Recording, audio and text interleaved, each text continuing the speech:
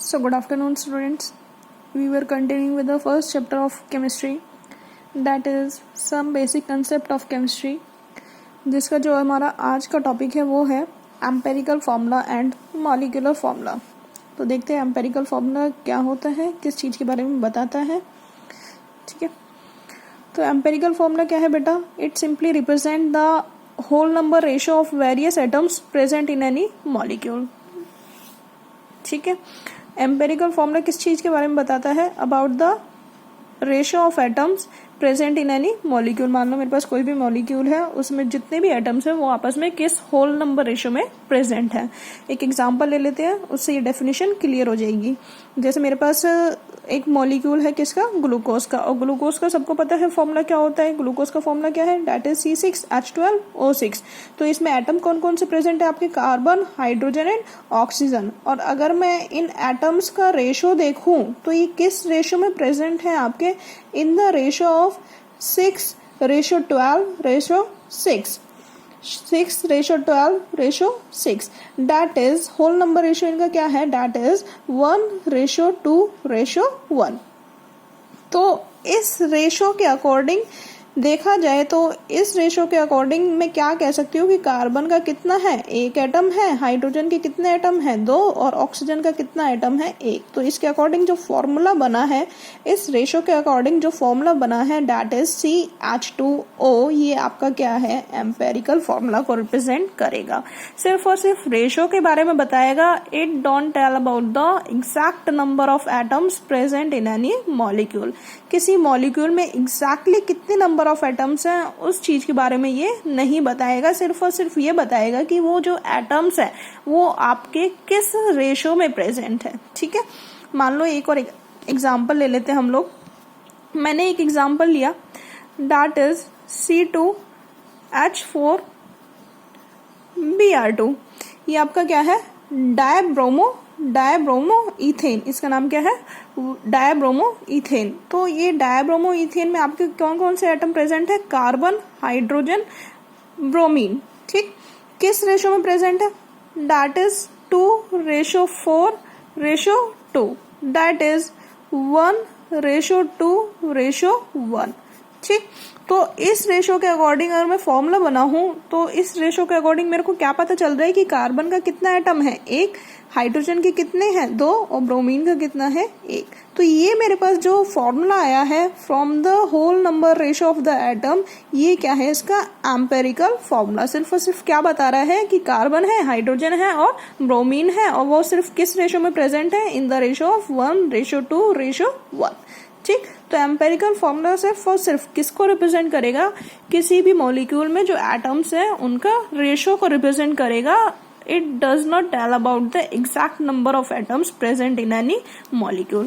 Whereas जो हमारी second term है that is molecular formula, वो किस बारे में बताएगा कि आपका कोई भी एक मॉलिक्यूल है उसमें आपके एग्जैक्टली कितने नंबर ऑफ एटम्स प्रेजेंट है किसी भी चीज के। फॉर एग्जाम्पल इसी को ही ले लेते हैं, ग्लूकोज। ग्लूकोज का फॉर्मूला क्या है? C6H12O6। तो ये जो फॉर्मूला है ये क्या बता रहा है? एग्जैक्टली बता रहा है कि इसमें हमारे क्या है? 6 एटम्स किसके हैं? कार्बन के हैं। 12 एटम्स किसके हैं? हाइड्रोजन के हैं। और 6 एटम्स किसके हैं? ऑक्सीजन के हैं। ठीक, एम्पेरिकल फॉर्मूला सिर्फ और सिर्फ रेशो को प्रेजेंट करेगा, जबकि मॉलिक्यूलर फॉर्मूला क्या है? एग्जैक्ट नंबर ऑफ एटम्स को बताएगा। तो ग्लूकोज का अगर मैं देखूं तो इसका एम्पेरिकल फॉर्मूला क्या है? CH2O।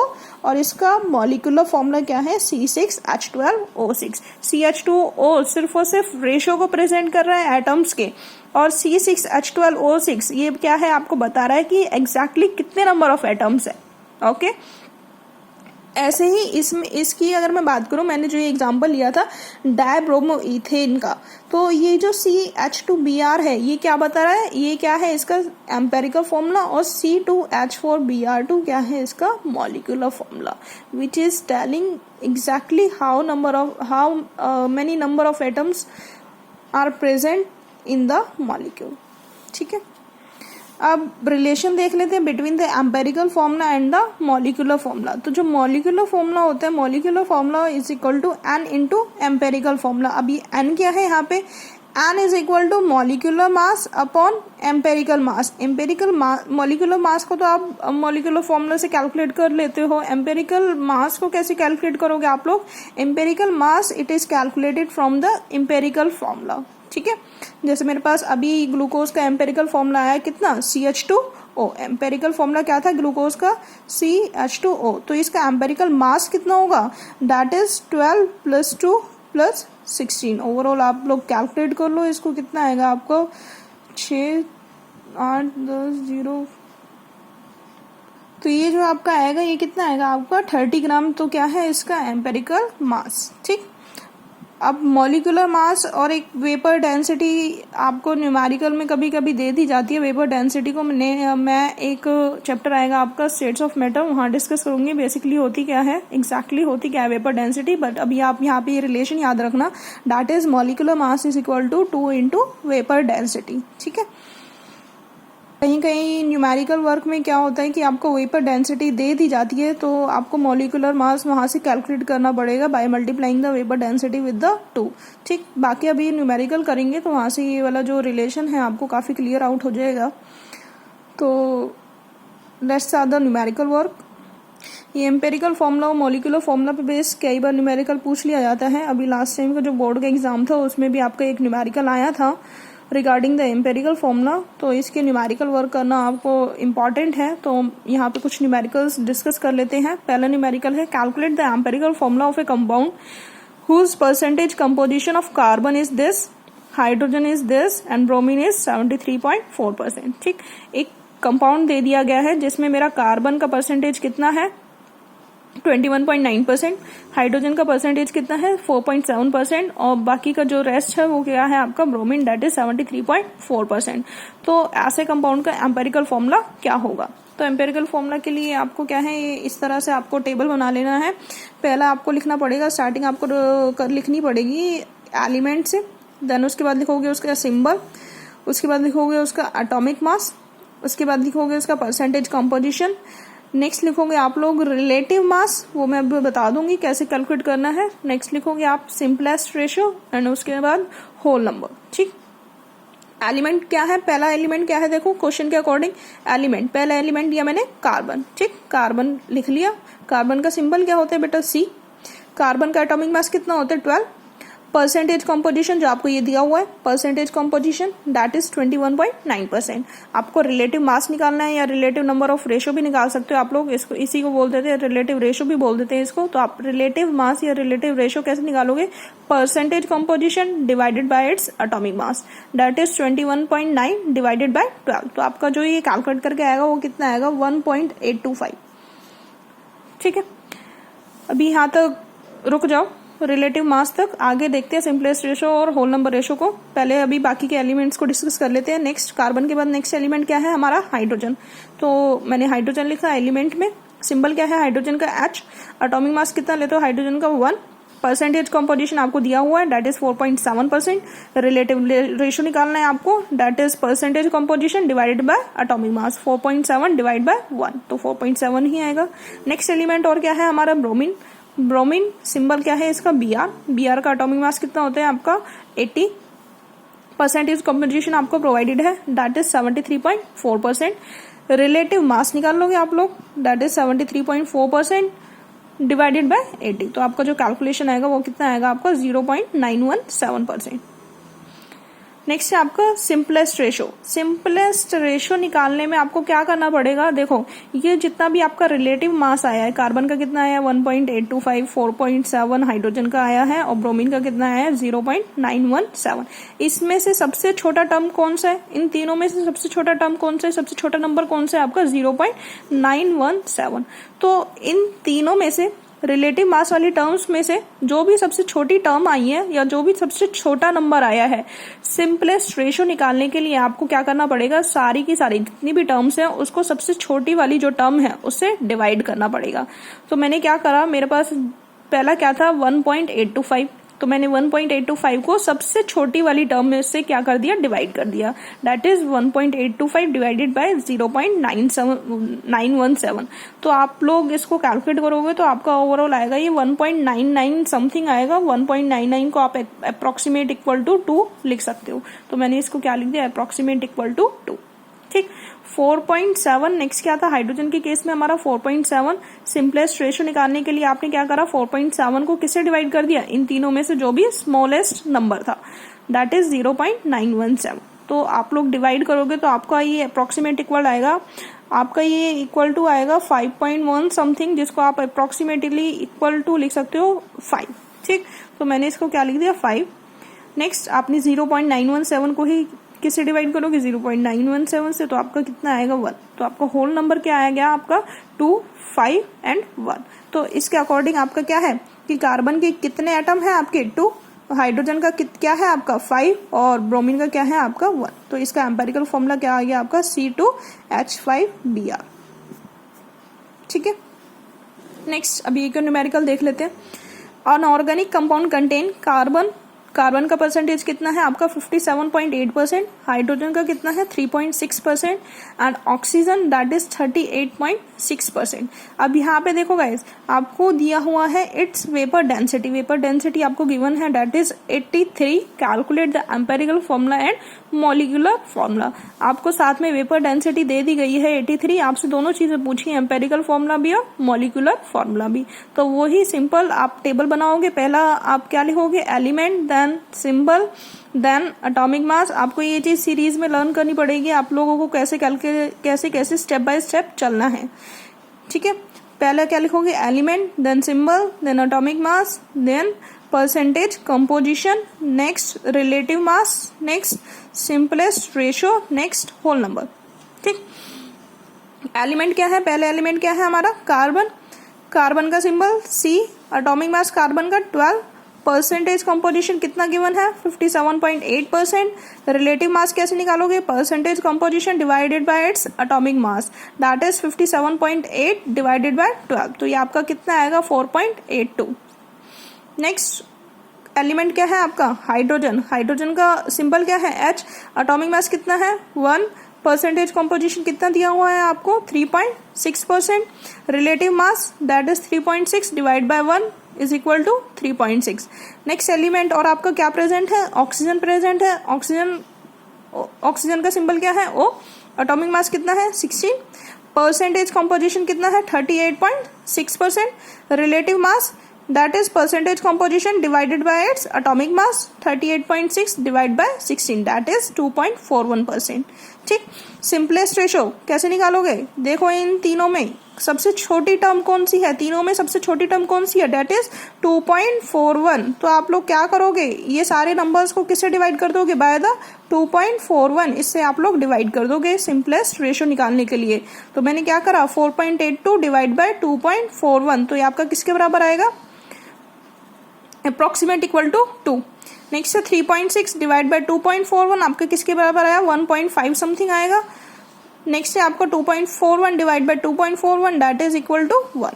ठीक, अब यहाँ पे देखो ये तो मेरा होल नंबर है, 2 एक होल नंबर है आपको पता है, 1.5 आपका एक होल नंबर नहीं है। नेक्स्ट 1 भी आपका क्या है होल नंबर। अब यहाँ पे परेशानी आ गई कि 1.5 आपका होल नंबर नहीं है, ये एक आपका क्या है रेशनल नंबर है, होल नंबर नहीं है, डेसिमल में प्रेजेंट है। तो आपको होल नंबर बनाने के लिए क्या है, ये जो है इसको आप लोग कैसे होल नंबर बना सकते हो, आप लोगों को ध्यान देना पड़ेगा यहाँ पे कि कई बार क्या है कि डिवाइड करने पे आप 1.5 को ना तो आप 1 के इक्वल ले सकते हैं, ना आप इसको 2 के इक्वल ले सकते हैं। तो आपको क्या करना पड़ेगा, इसको एक ऐसे नंबर से मल्टीप्लाई करना है जिससे आप जब इसको मल्टीप्लाई करोगे तो आपके पास एक होल नंबर आए।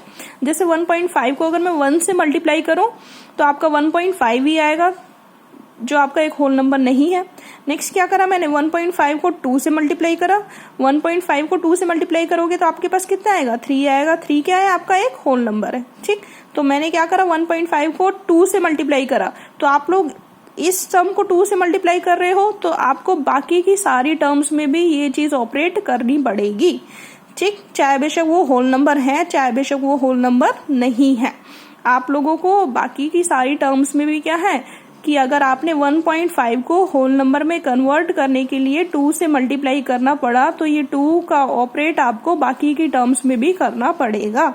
ठीक, तो 2 को भी आपने क्या करा, 2 से मल्टीप्लाई करा, 1.5 को तो करना ही था to convert into whole number. आपने 1 को भी क्या करा, 2 से मल्टीप्लाई करा, तो आपके पास होल नंबर कितना आया रिस्पेक्टिव टर्म्स का, दैट इज 4, 3 एंड 2। तो इसके अकॉर्डिंग आपका एम्पेरिकल फॉर्मूला क्या आ गया आपका कंपाउंड का, दैट इज C4H3O2। तो ये आपका क्या है इस कंपाउंड का एम्पेरिकल फॉर्मूला। तो अभी हमारे पास एम्पेरिकल फॉर्मूला आ चुका है कंपाउंड का, that is C4H3O2 empirical formula done. Next क्या और पूछा है हमसे, मॉलिक्यूलर फॉर्मूला। तो मॉलिक्यूलर फॉर्मूला और एम्पेरिकल फॉर्मूला का हमें रिलेशन पता था, तो अभी इसको यूज करेंगे साथ में। हाँ, क्या चीज गिवन है, वेपर डेंसिटी गिवन है कितना, 83। तो मैंने बताया था जो आपका मॉलिक्यूलर मास है वो किसके बराबर होगा आपका, ट्वाइस ऑफ वेपर डेंसिटी। तो मैंने ट्वाइस कर दिया 83 का, डेट इज 166। आपका क्या आ गया आपका मॉलिक्यूलर मास। एम्पेरिकल मास आप किससे निकालोगे, बाय द एम्पेरिकल फॉर्मूला जो भी कैलकुलेट करा था हमने, डेट इज C4H3O2। इसका क्या है एम्पेरिकल मास निकाल लिया आपने, कितना आया आपके पास 83 ग्राम। तो आपने N कैलकुलेट कर लिया, that is molecular mass divide by empirical मास। मैंने यहाँ पे सारा का सारा रिलेशन दिया था आपको, molecular formula is equal to N into empirical formula. N कैसे निकालोगे आप लोग और मॉलिक्यूलर मास कैसे निकालोगे अगर आपको वेपर डेंसिटी गिवन है। ठीक है, तो वही रिलेशन मैं यहाँ पे यूज कर रही हूँ। आपका N निकाला हमने, molecular mass divide by empirical mass, that is equal to 2। तो मॉलिक्यूलर फॉर्मूला निकाल लोगे आप लोग N into empirical formula. N की वैल्यू कितना है 2 इंटू एम्पेरिकल फॉर्मूला क्या था आपका C4H3O2। तो इसको मल्टीप्लाई करो साइड टर्म्स को 2 से, तो C4 है, 4 का ट्वाइस कितना हो जाएगा 8, C8H6O4। ये आपका क्या है molecular formula of the compound. ठीक है, बाकी का यहाँ पे ये 2 क्वेश्चन गिवन है, ध्यान से देखना इनको, ये आपको खुद से सॉल्व करने हो। कोई भी क्वेश्चन हो कुछ भी हो तो आप मुझसे पूछ सकते हो। Now coming up to the next term, ये next topic, that is stoichiometric of the reaction, stoichiometry of any chemical reaction. ठीक है, तो पहली बात एक सिंपल सा क्वेश्चन है, व्हाट इज केमिकल रिएक्शन। एक केमिकल रिएक्शन होती क्या है आपकी, general question, what is a chemical reaction. तो केमिकल रिएक्शन क्या है आपका, कि आपका पुराने बॉन्ड्स का टूटना और नए बॉन्ड्स का बनना। ठीक, पुराने बॉन्ड्स जो आपके रिएक्टेंट मॉलिक्यूल में क्या है, जो बॉन्ड्स है वो टूटेंगे और आपके प्रोडक्ट फॉर्मेशन में वो क्या है, नए बॉन्ड्स बनाएंगे। ठीक, तो स्टोइचियोमेट्री क्या बताएगा किसी भी रिएक्शन की, क्या किस चीज को स्टडी करेगा आपकी स्टोइचियोमेट्री, आपका किसी भी चीज की बताएगा कि आपके कितने नंबर ऑफ मॉलिक्यूल्स इन्वॉल्व हैं उस केमिकल रिएक्शन में, कितने आपके पार्टिकल्स इन्वॉल्व हैं उस केमिकल रिएक्शन में, या कितना आपका वॉल्यूम यूज हुआ है उस केमिकल रिएक्शन में। तो पहले देख लेते हैं कि आप लोग कैसे कैलकुलेट करते हो क्या है। ठीक, स्टोइचियोमेट्रिक, मान लो मेरे पास एक कोई केमिकल रिएक्शन है, तो आपको पता है कि आपके पास अगर वो केमिकल रिएक्शन बैलेंस नहीं है तो आप उस केमिकल रिएक्शन को बैलेंस करते हो। और बैलेंस क्यों करते हो आप लोग, just to follow the law of conservation of mass. उस चीज को फॉलो करवाने के लिए आप लोग क्या करवाते हो, उस केमिकल रिएक्शन को बैलेंस करवाते हो। बैलेंसिंग के लिए आप क्या करते हो कि आप या तो रिएक्टेंट के मॉलिक्यूल्स को या प्रोडक्ट के मॉलिक्यूल को मल्टीप्लाई करते हो विद अ सुटेबल नंबर, और उसी नंबर को आप लोग क्या बोलते हो, स्टोइचियोमेट्रिक ऑफ एनी रिएक्शन। ठीक, मान लो एग्जाम्पल लेके समझते हैं इसको स्टोइचियोमेट्रिक को, यहाँ से ज्यादा क्लियर होगा आपको। मेरे पास एक रिएक्शन था BaCl2 combine with H2SO4 give rise to BaSO4 plus HCl। ठीक, यहाँ पे देखो बेरियम का कितना एटम था, 1, यहाँ पे भी कितना है 1, सल्फर का कितना है 1, यहाँ पे सल्फर का कितना है 1, ऑक्सीजन का कितना है 4, यहाँ पे भी ऑक्सीजन का कितना है 4, बट हाँ हाइड्रोजन का कितना है 2 और क्लोरीन का कितना है 2, बट यहाँ पे हाइड्रोजन का कितना है 1 और क्लोरीन का कितना है 1। तो केमिकल रिएक्शन, ये जो ऊपर वाली केमिकल रिएक्शन है ये क्या है आपकी बैलेंस नहीं है। तो ये आपका क्या है बैलेंस नहीं है, तो इसका मतलब क्या है, ये लॉ ऑफ कंजर्वेशन ऑफ मास को आपका फॉलो नहीं कर रही है। और आपको पता है कि कोई भी केमिकल रिएक्शन क्या है, आपने एक लॉ पढ़ा है, लॉ ऑफ केमिकल कॉम्बिनेशन या लॉ ऑफ केमिकल रिएक्शन भी बोलते हो, कि it should follow the law of conservation of मास, कि जितना मास आपका रिएक्टेंट का है उतना ही मास क्या है आपका प्रोडक्ट का होना चाहिए। सिर्फ और सिर्फ केमिकल रिएक्शन में क्या होता है, रीअरेंजमेंट होता है एटम्स का सिर्फ और सिर्फ रीअरेंजमेंट होगा, उन एटम्स का कोई भी लॉस या गेन नहीं होगा। ठीक, जो एटम्स हैं जितने नंबर में हैं वो आपके प्रेजेंट होंगे, सिर्फ अपने आप को रीअरेंज करेंगे टू गिव द प्रोडक्ट। ठीक है, उनका कोई भी लॉस एटम्स का नहीं होगा। तो आप लोगों ने अगर यहाँ 2 हाइड्रोजन और 2 क्लोरीन लिए हैं तो आप प्रोडक्ट में 1 हाइड्रोजन और 1 क्लोरीन नहीं बना सकते। हमें क्या करना है, सिर्फ और सिर्फ एटम्स का रीअरेंजमेंट करना है, उनका लॉस नहीं करवाना है। तो इस केमिकल रिएक्शन को जो हमारी अनबैलेंस है, आपने क्या करा, उसको बैलेंस करने के लिए मैंने यहाँ क्या करा, 2 से मल्टीप्लाई कर दिया इस रिएक्शन को। ठीक, नॉर्मल बैलेंसिंग है जो आप लोगों ने 10th क्लास में पढ़ी है। तो अभी क्या है, मेरे पास ये केमिकल रिएक्शन क्या है, आपकी बैलेंस हो चुकी है। तो यहाँ पे देखो BaCl2 का कितना है, 1। ठीक, H2SO4 का कितना मोल है, 1। BaSO4 का कितना बना, 1। HCl का कितना बना आपका, 2। तो ये जो आपका आगे का नंबर है डेट इज 1 1 1 एंड 2, ये ही आपका क्या रिप्रेजेंट कर रहा है, आपकी किसी भी केमिकल रिएक्शन की स्टोइचियोमेट्री को रिप्रेजेंट कर रहे हैं। ठीक है, तो स्टोइचियोमेट्री किस चीज का स्टडी करता है, it is the study of the chemical reaction. ठीक, नेक्स्ट एक जनरल दूसरी एक सिंपलेस्ट सी केमिकल रिएक्शन ली है, बहुत ही इजी। आपको पता है नाइट्रोजन और हाइड्रोजन आपस में जब कंबाइन होंगे तो आपकी किसकी फॉर्मेशन होती है, अमोनिया की फॉर्मेशन होती है। और अमोनिया का फॉर्मूला क्या है, डेट इज NH3। ठीक है, अब क्या ये केमिकल रिएक्शन बैलेंस है, देखते हैं। नाइट्रोजन के कितने हैं आपके, कितने एटम हैं आपके, 2। हाइड्रोजन के कितने हैं, 2। पर यहाँ पे नाइट्रोजन का कितना अमाउंट है, 1। और हाइड्रोजन का कितना है, 3। नेक्स्ट आपका लॉ ऑफ कंजर्वेशन ऑफ मास के अकॉर्डिंग देख लेते हैं। नाइट्रोजन के यहाँ पे कितना मास यूज हुआ है, twice of N, that is twice of 14, that is your 28 ग्राम आपने नाइट्रोजन लिया है। हाइड्रोजन कितना लिया है आपने, 2 ग्राम। आपका फॉर्मेशन कितना हुआ है आपका यहाँ पे, 14 + 3, दैट इज 17 ग्राम। इसके अकॉर्डिंग आपका रिएक्टेंट के मॉलिक्यूल का मास कितना है, 30, बट प्रोडक्ट कितना बना है आपका, दैट इज 17। ठीक, तो यहाँ पे देखो लॉ ऑफ कंजर्वेशन ऑफ मास आपका फॉलो हो रहा है, नहीं हो रहा। आपका रिएक्टेंट का मास कितना है, 30 ग्राम, और प्रोडक्ट का मास कितना है, 17 ग्राम। तो आपका कैसे law of conservation of mass follow हो रहा है, नहीं हो रहा। तो आप इस लॉ ऑफ कंजर्वेशन ऑफ मास को फॉलो कराने के लिए क्या करोगे, इस केमिकल रिएक्शन को बैलेंस करोगे। बैलेंसिंग के लिए क्या आपने क्या करा, मैंने यहाँ पे नाइट्रोजन का कितना एटम है, 2, तो मैंने यहाँ पे 2 से मल्टीप्लाई कर दिया।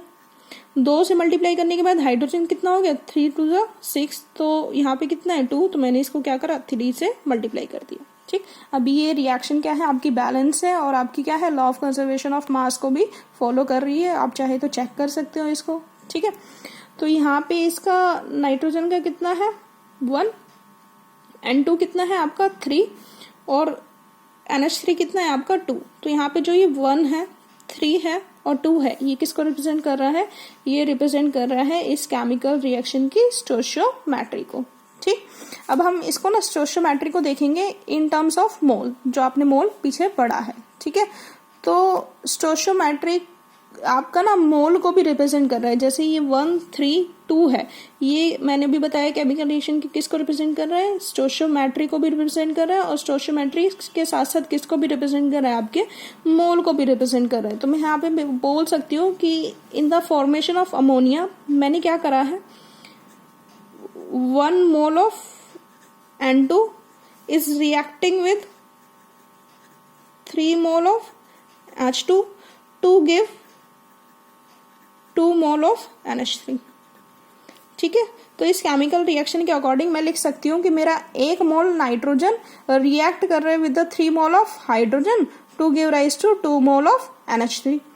अगर आपको भी पता है 1 मोल किसके बराबर होता है, आपका 1 मोल किसके बराबर होता है, 6.022 इंटू 10⁻23 एटम्स के बराबर होता है। तो मैं मान सकती हूँ कि 1 मोल के अकॉर्डिंग देखो तो ये है, और एटम्स के अकॉर्डिंग देखो तो कितने एटम्स रिएक्ट कर रहे हैं, that is 6.022 into 10⁻23 atoms of nitrogen are reacting with 3 into 6.022 into 10⁻23 atoms of hydrogen to give rise to 2 into 6.022 into 10⁻23 atoms of ammonia। ठीक है, तो इस रिएक्शन के अकॉर्डिंग क्या है, आपके इतने पार्टिकल रिएक्ट कर रहे हैं विद द इतना particle of hydrogen to give rise to इतना अमाउंट ऑफ अमोनिया। ठीक, ये हो गया मोल की टर्म में, ये हो गया किसका, पार्टिकल की टर्म में। अगर मैं मास की टर्म में देखूं तो मास की टर्म में मैं लिख सकती हूँ कि आपका नाइट्रोजन का कितना अमाउंट या कितनी क्वांटिटी रिएक्ट कर रही है आपकी 14 ग्राम। आप नॉर्मली इसका मॉलिक्यूलर मास निकालोगे सिर्फ और सिर्फ बस वही है 14 एक नाइट्रोजन का होते हैं, आपका रिएक्ट कितने कर रहे हैं 2, तो आपका कितना है 28 gram. 28 gram of nitrogen is reacting with 3 to the 6 gram of hydrogen to give rise to, एक अमोनिया मॉलिक्यूल का मास मैंने यहाँ निकाला था कितना था आपका 17, तो 2 का कितना होगा आपका, that is 34 gram of ammonia. ठीक, तो ये स्टोइचियोमेट्रिक कोफिशिएंट जो था आपका, स्टोइचियोमेट्रिक कोफिशिएंट क्या था आपका रिएक्शन का 1, 3 and 2। तो ये स्टोइचियोमेट्रिक कोफिशिएंट आपका किस चीज के बारे में जानकारी दे रहा है कि आपका 1 मोल नाइट्रोजन रिएक्ट कर रहा है किसके साथ, with the 3 mole of hydrogen to give rise to 2 mole of ammonia. या फिर मैं देखूं तो एक तो आपको मोल की टर्म्स में ज्यादा याद रखना है और एक आपको मास की टर्म्स में ज्यादा याद रखना है। ठीक है, या फिर मैं बोल सकती हूँ कि आपका 28 ग्राम नाइट्रोजन रिएक्ट कर रहा है किसके साथ, 6 ग्राम हाइड्रोजन के साथ, और कितना अमोनिया फॉर्म हो रहा है आपका 34 ग्राम आपका अमोनिया फॉर्म हो रहा है। ठीक है, तो ये स्टोइचियोमेट्रिक कोफिशिएंट एक तरह से आपकी क्या है, स्टडी कर रहा है किसी भी केमिकल रिएक्शन की। ठीक, अभी इस पे बेस न्यूमेरिकल सॉल्व करते हैं। ओके, तो ये इस पे बेस न्यूमेरिकल देख लेते हैं।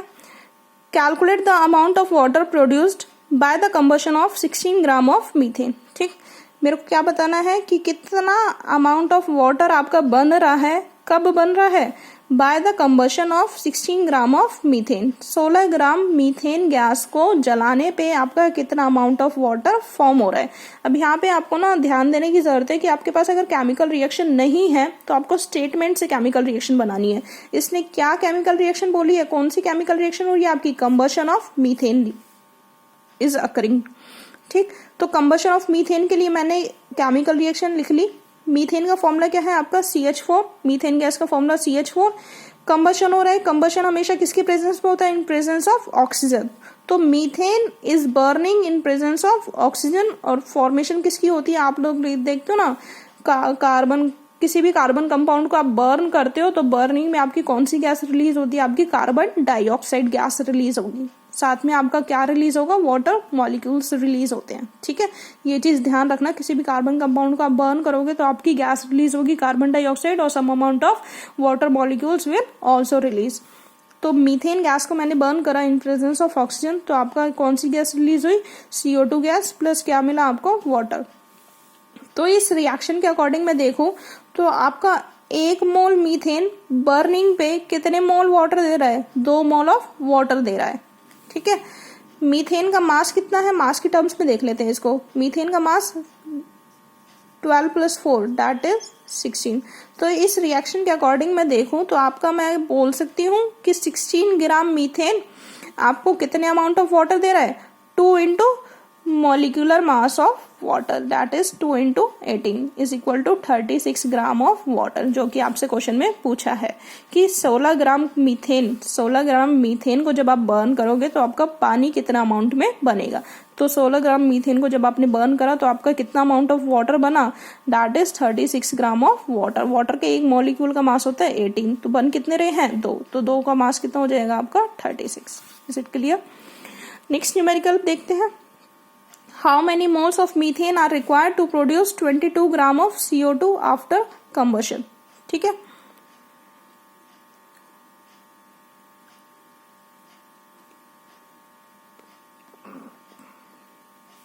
बाईस ग्राम कार्बन डाइऑक्साइड प्रोड्यूस करने के लिए आपको कितने मोल्स ऑफ मीथेन को बर्न करना पड़ेगा, ये है आपका क्वेश्चन। फिर से आपको केमिकल रिएक्शन कौन सी दे दी गई है, कंबशन ऑफ मीथेन। तो कंबशन ऑफ मीथेन वाली रिएक्शन मैंने फिर से लिखी है CH4। आपको ध्यान रखना केमिकल रिएक्शन जो भी आप लिख रहे हो वो आपकी बैलेंस भी होनी चाहिए, तभी आप उस क्वेश्चन को सॉल्व करोगे।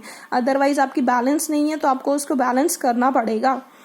ठीक है, तो CH4 इज कंबाइनिंग या is burning in presence of oxygen to give rise to CO2 and water. ठीक, इस रिएक्शन के अकॉर्डिंग मैंने अभी बोला था, इस रिएक्शन के अकॉर्डिंग मैं बोल सकती हूँ कि आपका 1 मोल मीथेन का बर्न करने पे कितना दे रहा है, 1 मोल ऑफ कार्बन डाइऑक्साइड। या मास की टर्म में देखो तो आपका 16 ग्राम मीथेन बर्न करके कितना कार्बन डाइऑक्साइड फॉर्म कर रहा है, आपका 44 ग्राम। अब ये 44 ये मत बोलना कि कहाँ से आया, ये 44 इसका क्या है, एटॉमिक मास है। और यहाँ पे आप एटॉमिक मास ले सकते हो या मॉलिक्यूलर मास ले सकते हो इनका। ठीक है, तो आपका 16 ग्राम मीथेन बर्न कर रहा है, कितना देने के लिए, कितना दे रहा है बर्निंग पे, 44 ग्राम कार्बन डाइऑक्साइड दे रहा है। तो मैं बोल सकती हूँ कि आपका 44 gram of carbon dioxide is produce by किसके द्वारा। अच्छा, मोल की टर्म में पूछा है तो मोल की टर्म में ही कैलकुलेशन कर लेते हैं। 44 gram of carbon dioxide is produced by 1 mole of methane. 1 mole stoichiometry कितना है इसका 1, तो नंबर ऑफ मोल कितने हैं मीथेन के 1। ठीक, 44 gram of CO2 is produced by 1 mole of methane. तो अगर मैं 1 ग्राम का निकालूं, 1 ग्राम CO2 is produced by 1/44 mole of methane. पूछा कितना है, 22 ग्राम कितने मोल के द्वारा प्रोड्यूस किया जाएगा, तो 22 ग्राम के लिए निकाल लेते हैं।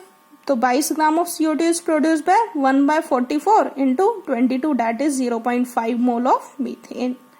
ठीक, बाकी आप यहाँ से क्वेश्चन से डायरेक्टली भी हिंट ले सकते हो। देखो 44 ग्राम कितने के द्वारा प्रोड्यूस हो रहा है, आपका 1 मोल से कितना बन रहा है 44 ग्राम। तो 22 ग्राम कितने से बनेगा, 22 क्या है 44 का हाफ है, तो 1 मोल का भी हाफ का आप हाफ कर दो 1 का भी, दैट इज 0.5 मोल। ठीक, इन्होंने मास को हाफ कर दिया तो आप मोल को हाफ कर दो। ठीक है, नेक्स्ट क्वेश्चन है आपका, how much copper can be obtain from 100 gram of copper sulphate. 100 gram copper sulphate से आपका कितना कॉपर मिलेगा। ठीक, कॉपर सल्फेट का फॉर्मूला होता है बेटा CuSO4। ठीक, मोलर मास निकाल लेते हैं CuSO4 का। एटॉमिक मास गिवन है कॉपर का, तो मैंने मास लिख दिया कॉपर का, that is 63.5 plus mass of sulphur that is 32 plus mass of oxygen कितना, 1 का 16 है कितने 4, तो मल्टीप्लाई बाय 4। तो ओवरऑल कितना आएगा आपके पास, मास ऑफ कॉपर सल्फेट कितना आएगा 159.5 ग्राम पर मोल। ठीक है, अब 159.5 ग्राम कॉपर सल्फेट कितना कॉपर देगा, ऑब्वियस ही बात है कंजर्व रहेगा, मास तो कॉपर का जितना यहाँ है उतना ही यहाँ रहेगा। ठीक है, तो 159.5 gram of copper sulphate will give 63.5 gram of copper. 159.5 gram of copper sulphate will give कितना कॉपर, 63.5 ग्राम ऑफ कॉपर। तो 1 ग्राम कॉपर सल्फेट कितना कॉपर देगा, 63.5 divide by 159.5 gram of copper. पूछा कितना है, कितना कॉपर चाहिए, कितना मांगा है उन्होंने, how much copper can be obtain from 100 ग्राम। 159.5 से इतना मिल रहा था, बट हमारे पास है कितना, सिर्फ और सिर्फ 100 ग्राम कॉपर सल्फेट है। तो 100 ग्राम से कितना मिलेगा copper, 63.5 divide by 159.5 into 100 that is 39.81 gram of copper मिलेगा 100 ग्राम कॉपर सल्फेट से। Is it clear. यहाँ पे एक छोटा सा न्यूमेरिकल दिख रहा है आपको, ये आपको खुद से सॉल्व करना है। How many moles of lead nitrate का फॉर्मूला है PbNO3 का whole twice are required to produce 48 gram of oxygen after decomposition. अब यहाँ पे भी केमिकल रिएक्शन नहीं दी है, पर उसने बोल दिया है कि लेड नाइट्रेट का क्या हो रहा है, आपका डिकम्पोजिशन हो रहा है। तो आप लेड नाइट्रेट की डिकम्पोजिशन रिएक्शन लिखेंगे, दैट इज PbNO3 का होल ट्वाइस। जब डिकम्पोज होगा तो आपका क्या मिलता है, lead oxide PbO plus NO2 plus O2। और ये केमिकल रिएक्शन क्या होनी चाहिए, आपकी बैलेंस होनी चाहिए। उसके बाद ही आप लोग इस पे बेस्ड न्यूमेरिकल सॉल्व करना स्टार्ट करोगे। ठीक है, तो आपको इन सब का एटॉमिक मास लिखना है सेपरेटली, इन सब का मोल्स लिखना है सेपरेटली। उसके बाद क्वेश्चन को ध्यान से पढ़ना है और इसको सॉल्व करना है। अगर आपका मोल कंसेप्ट क्लियर नहीं है तो पहले आप मोल पढ़िए, मोल का यूज आपका हर जगह हो रहा है। सेकेंडली, आपके माइंड में जो जितने भी न्यूमेरिकल्स के रिगार्डिंग फॉर्मूला आए हैं या जितनी भी टर्म्स के रिगार्डिंग फॉर्मूले आए हैं, आप लोगों को उनको एक पेज पे सेपरेटली लिखना है, उनको लर्न करना है, ऑब्जर्व करना है ध्यान से, कहाँ पे आपका मास यूज़ हो रहा है, कहाँ पे आपका एटॉमिक मास यूज़ हो रहा है। उसके बाद न्यूमेरिकल सॉल्व करने हैं। न्यूमेरिकल्स को आप जितना प्रैक्टिस में लाओगे, जितना खुद से सॉल्व करेंगे, उतना ही ज़्यादा अच्छा होगा आप लोगों के लिए। आगे आप लोग कोई भी प्रॉब्लम फेस नहीं करोगे। फर्स्ट चैप्टर है, आई नो केमिस्ट्री में न्यूमेरिकल्स ही आ गए हैं ऊपर से पहले ही चैप्टर में। तो आप लोग न्यूमेरिकल की प्रैक्टिस करिए, जो भी प्रॉब्लम है मुझसे पूछ सकते हैं। Thank you guys.